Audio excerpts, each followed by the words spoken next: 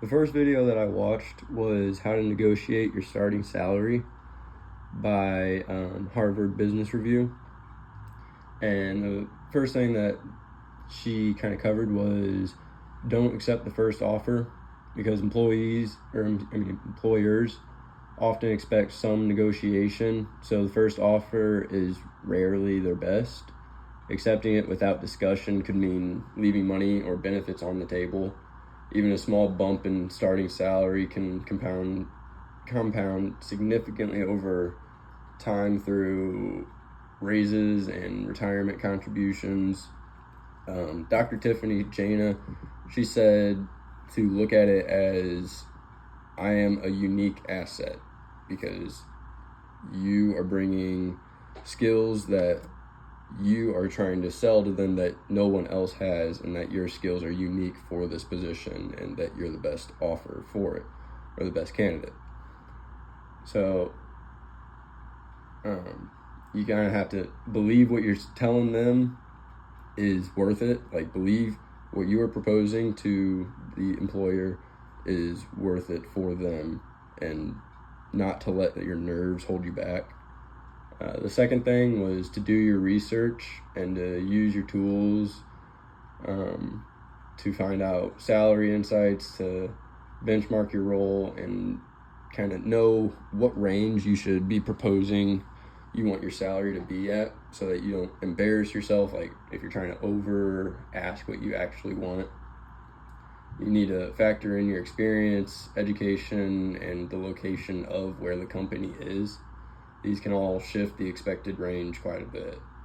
The third thing that I heard from this video was frame your ask thoughtfully. Instead of saying, I want X amount of dollars, they said to try saying, based on my research and the scope of this role, I believe X amount of dollars is a fair starting point. This is showing them professionalism and positions you as informed rather than demanding. The fourth thing that I got from them was practice the conversation. Role-playing with someone you trust helps you refine your tone and anticipate pushback.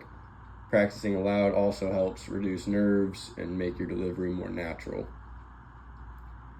The fifth thing that I got from this video was to consider the full package. Salary is just one piece, but you don't want to forget to ask about health benefits, vacation time, remote flexibility, signing bonuses, and equity. All of these are all things that can add major value to your salary and benefits. If the salary is firm, you might want to negotiate for a better title, or faster review cycle, or even maybe PTO. The second video that I watched was How to Negotiate a Contract by Jason Schroeder. And some of the first thing I took away was understand the scope clearly.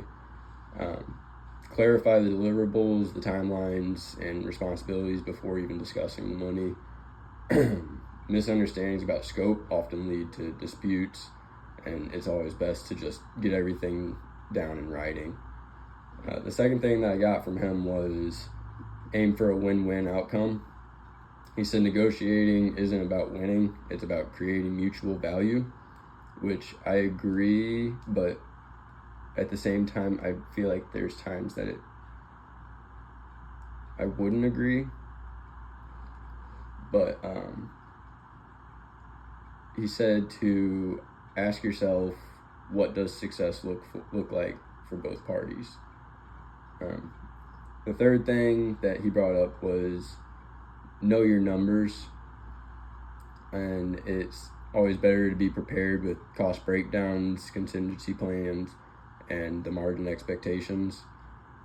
Transparency builds trust and also speeds up the agreement.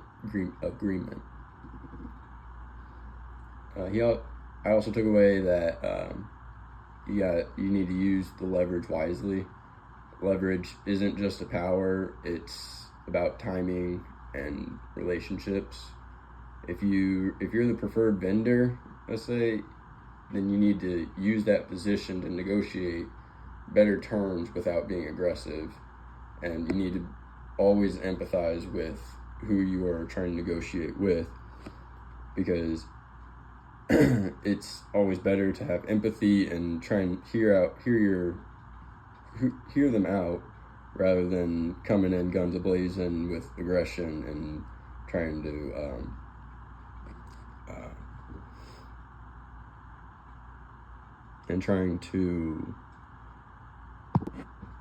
trying to intimidate them.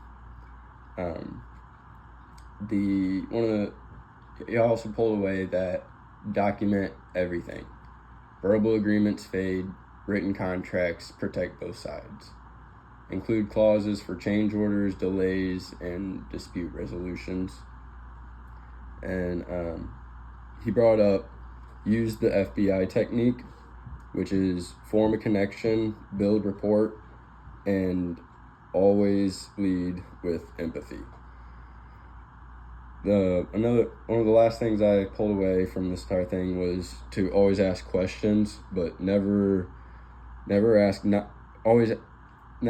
threatening questions, and keep them fairly open-ended, and try not to repeat questions that sound alike or that you're trying to get the same answer out of. It's just gonna make them feel like they're repeating themselves, and you just want to have questions that allows you to connect with them, acknowledge them, and make them feel heard.